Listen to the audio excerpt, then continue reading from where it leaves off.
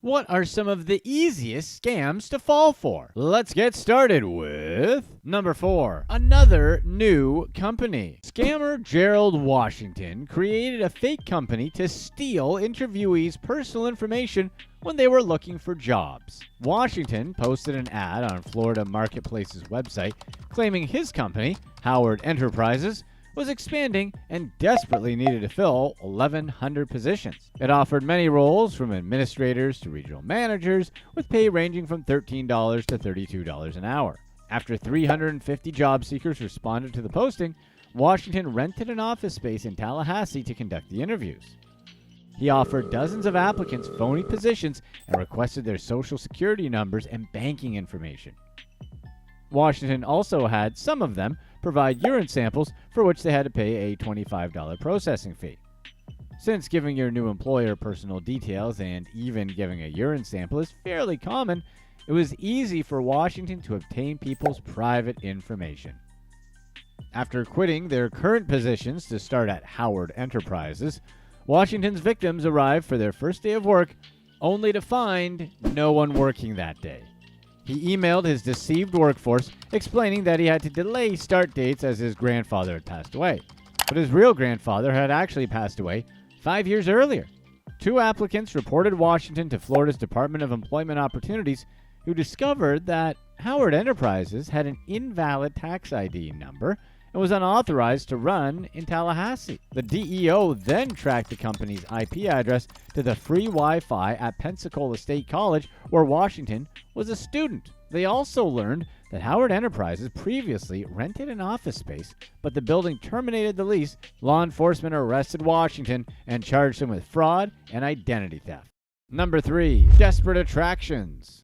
An online gun-for-hire scammed mother of 2, Helen Hewlett, when she attempted to hire him to go after a former coworker. Hewlett and Paul Belton worked at a vegetarian food factory in Norfolk, England. The pair frequently flirted with one another during their shifts, and Hewlett developed feelings for Belton, despite him being married with 3 children. The flirtation ended after an intimate encounter in Hewlett's car in the factory's overflow parking lot. Belton immediately regretted his actions and was no longer interested in her. But Hewlett couldn't accept his decision not to pursue a romantic relationship and developed an obsession with him. She flooded his inbox with emails begging to see him again and sending him suggestive photographs. Despite her advances, Belton made it clear he wanted nothing to do with her. After being laid off from their shared workplace, Belton got a new job at a chocolate factory. Shortly after, Hewlett started working there too. Not only did she follow him to his new job, but she also went on Facebook tirades where she called him a coward. She eventually left the job, claiming Belton bullied her and treated women inappropriately there. He showed management the emails she sent him, prompting them to dismiss her allegations. Additionally, Hewlett made an anonymous complaint to the company where she accused Belton of using offensive language to describe coworkers. Management suspected Hewlett was the whistleblower and dismissed the claims again, advising Belton to go to the police. Hewlett's obsession was far from over. She took to the dark web to find a website advertising hundreds of people for hire that were former military personnel or gang members who were available to carry out this particular job. Undetectable methods, and said it had a 100% success rate. Prices depended on the methods used, with a sniper costing between $20,000 and $60,000, an arson attack priced up to $20,000, and as little as $2,000 for a physical attack. Hewlett posted in a forum that she needed to target someone in Norfolk, and it had to look like an accident. Someone, going by the name of Marksman, a member of the site, reached out, and they developed a plan. Hewlett set up a Coinbase account to buy crypto and transferred roughly $28,000. Then she transferred the money to Bitcoin to Marksman, along with Belton's full name, home and work addresses, and picture. The website promised to activate the job at the time of payment, although the money would be moved to an escrow account and only taken after the job was done. Hewlett waited for news and constantly searched for articles about fatalities in her area. One thing Hewlett didn't consider throughout her planning was to make sure the website was legitimate. And as she later learned, scams on the dark web are surprisingly common. But really, who gets scammed by a fake gun for hire? The money landed in a Romanian account. The police traced the payments from her Coinbase account and arrested her. During her trial, she claimed her posts on the dark website were her venting rather than eliciting services. Hewlett also stated that she didn't think anything would happen to Belton until she gave permission for the job to go ahead. The jury found her guilty and sentenced her to 7.5 years in prison. Number 2. The Mandarin Scam. Scammers in Australia forced Chinese students to fake their kidnappings to get their parents' ransom money. One victim, who remained anonymous, received a random call from someone speaking Mandarin. The caller informed the woman that she would be receiving a package from DHL, then promptly transferred her to a fake police officer. The officer told the woman that she had been connected to a transnational financial crime involving a notorious criminal and that she would be sent to jail due to that connection. After receiving a warrant with her picture, the woman felt there was no reason not to believe the callers. The officer told her that if she stayed quiet and paid him off, he could protect her. The scammers then told her that she'd been under surveillance and that someone was monitoring her at all times. They demanded money from the frightened woman, giving a different reason each time. She said she never fully understood why she needed to send cash, but the scammer's operation was so thorough that she believed everything. So, the woman paid expedited investigation fees of $4,000, $90,000 on a security bond, and $250,000 for a civil liability case. Since the fake police officers also said her case was classified, the woman couldn't even verify if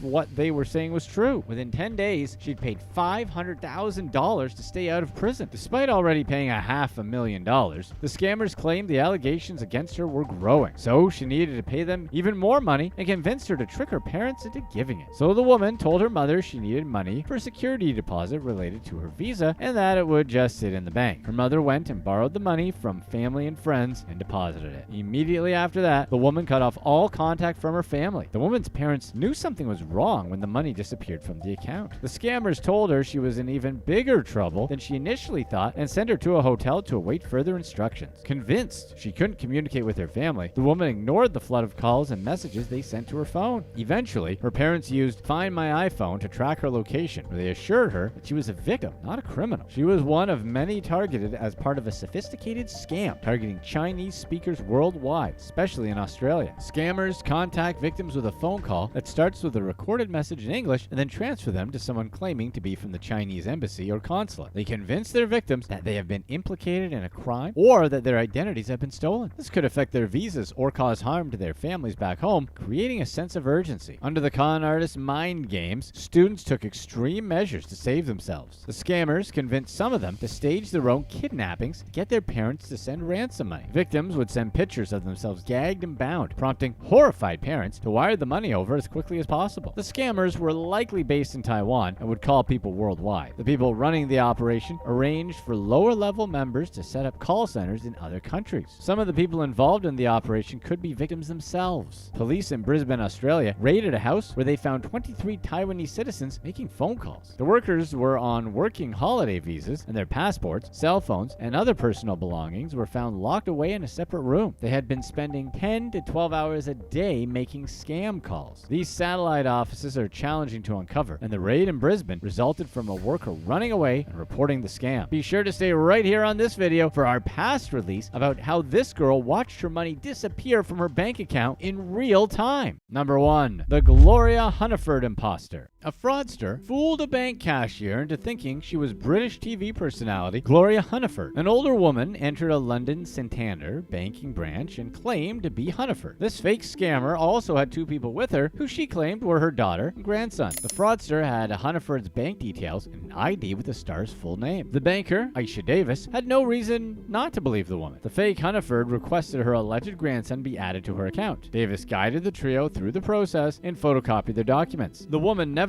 mentioned being a celebrity, simply saying she just wanted to add her grandson to the account because she was sick. Later that day, $127,000 was gone from the real Gloria Hunniford's account, and an additional $22,507 was missing the next day. Hunniford reported the identity theft to the authorities, who arrested Davis and charged her for her involvement in the scam. In court, Davis stated she had never heard of Gloria Hunniford before and followed all of the bank's standard protocols while fulfilling the customer's request. She passed the 2 driver's license that the trio handed her through a UV scanner, which appeared legitimate. Security camera footage revealed that the scammer looked nothing like Hunniford, although Davis admitted that she was too young to know what the TV personality looked like. Hunniford's full name is Mary Winifred Gloria Hunniford, and Davis said that since the woman she served that day was older, she had the stereotypical appearance of someone named Mary. It sounds ridiculous, but it doesn't, right? When the prosecution argued that Gloria Hunniford was very famous, having starred on popular shows like The One Show and This Morning, Davis said that she had to Google the woman. Davis also stated that bank fraud happens all the time, but due to Hunniford's celebrity status, the bank employee was being scapegoated scapegoated to protect the bank's reputation. She pleaded not guilty to 1 count of fraud. The authorities tracked down 18-year-old Alan Dowie, who posed as the grandson. Once the trio had access to Hunniford's money, they went on a shopping spree at places like Zara and splurged on Rolex watches. Dowie told authorities that a friend recruited him to go into the bank with the 2 women. The friend offered him $1,250, and while he knew it was a scam, he handed Davis his genuine driver's license during the transaction. He received an 18-month sentence, suspended for 2 years after the judge said he didn't want to see the student enter prison when he could get his degree instead. Ironically, Hunniford hosted Rip Off Britain, a show about consumer complaints and scams. She called for stricter security measures as it was clear that her appearance was completely different from the fraudsters. She stated that if any of her family visited the bank and said they wanted to be a co-signatory, the bank should perform more thorough security checks. Additionally, she claimed the entire ordeal made her feel that her money wasn't safe with the bank. Santander acknowledged the distress the ordeal caused Hunniford and reimbursed her for the lost money. She's probably lucky she's a celebrity, considering the bank's typical responses to scams that don't get public attention. In a public statement, Santander claimed to have improved their processes to ensure that fraudulent activity doesn't happen again. Police have yet to identify the fake Hunniford and her daughter.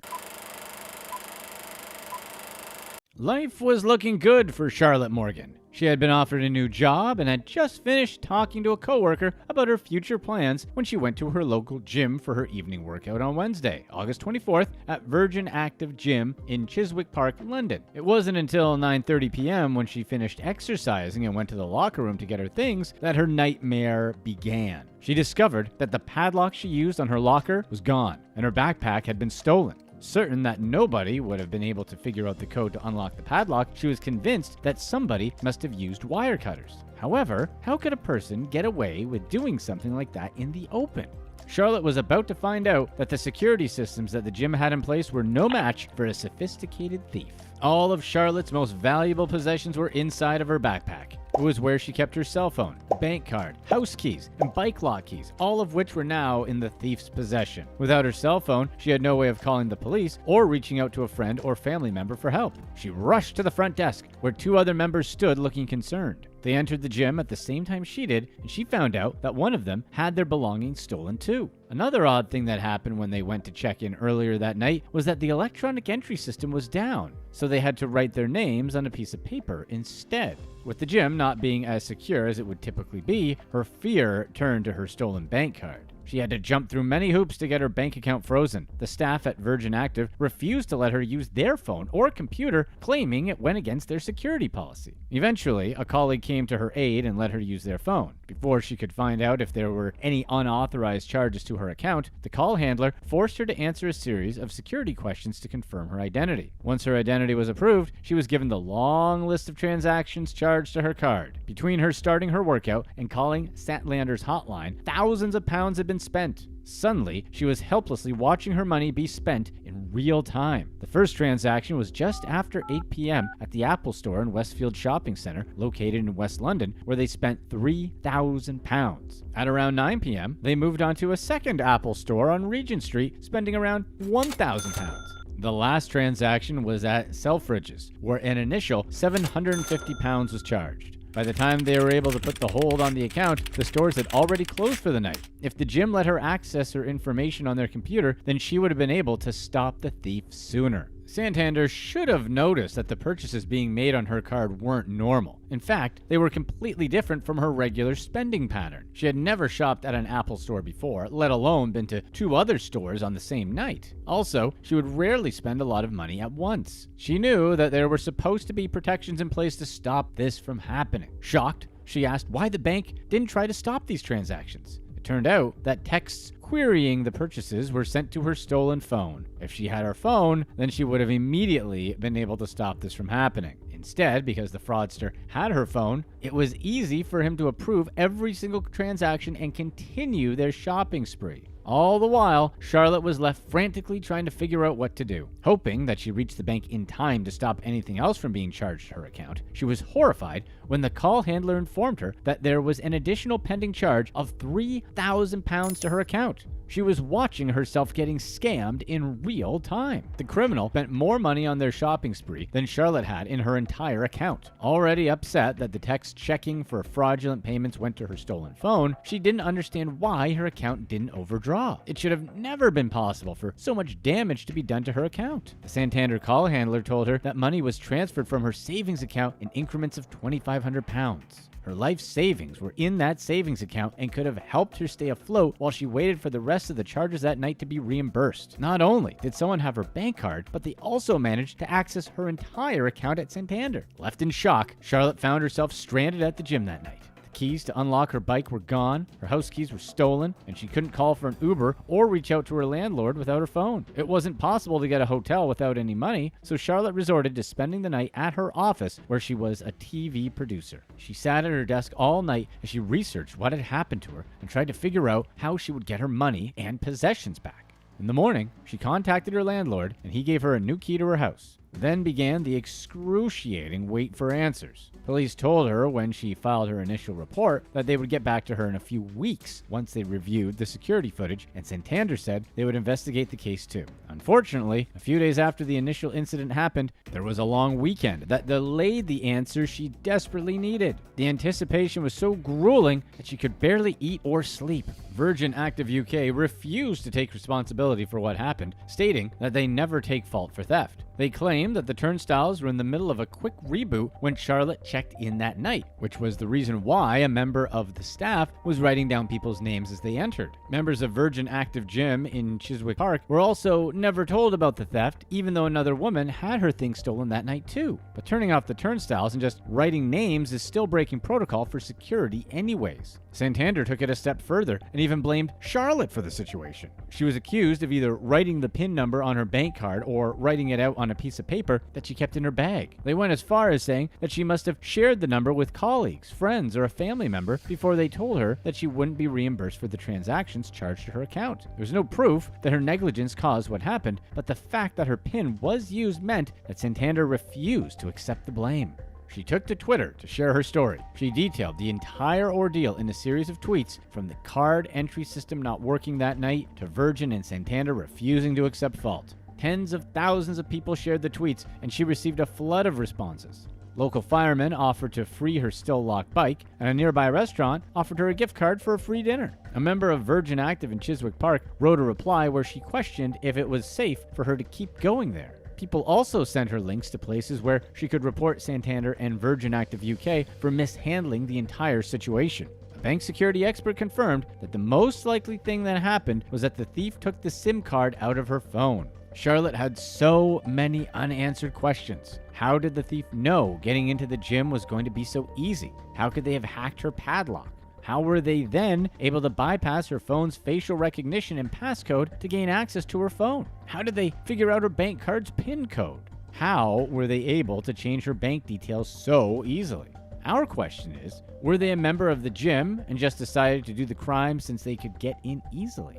Santander insisted that Charlotte was at fault and that her money was lost due to her own negligence, but a Twitter user helped Charlotte piece together one likely explanation. All the thief needed to change her bank security passwords and PIN was her bank card and the SIM card from her phone. Once they had that, they just needed to move the SIM card from Charlotte's phone into their own, where it would then bypass needing the thumbprint security or facial recognition that it would need on Charlotte's phone. However, Santander claimed that it would depend on how a user logged into the app on their phone and that they wouldn't be able to get into it without a passcode or using biometrics to obtain the PIN. They also clarified that the in-app PIN resets are common for UK banking apps and not a feature unique to Santander.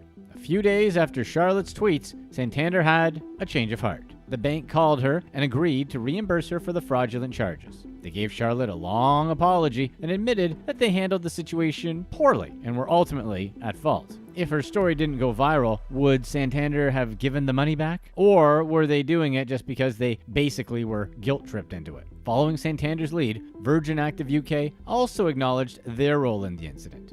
They admitted to Twitter user @VivaJinsu that their security machine was broken when she entered and that the staff didn't even bother checking people's memberships before letting them through. Virgin Active UK also claimed that they would do whatever it takes to win back Charlotte's trust, but it might be too late. Charlotte confessed to losing all of her trust in banks and gyms. Now, she always locks her SIM card with a PIN number and separates her bank card from her phone. She was still paying off her phone when it was stolen and, as expected, she's still being held responsible for the rest of the payments, as she didn't have any phone insurance. Unfortunately for Charlotte, she still has 20 monthly payments left beginning in October of 2022. These types of simple gym thefts have apparently been becoming more common in locker rooms in London. Many people have already contacted Charlotte to say they had a similar experience after her story went viral. Charlotte's now actively advocating for change and wants to see police, gyms, and banks working together to stop anyone else from going through the same experience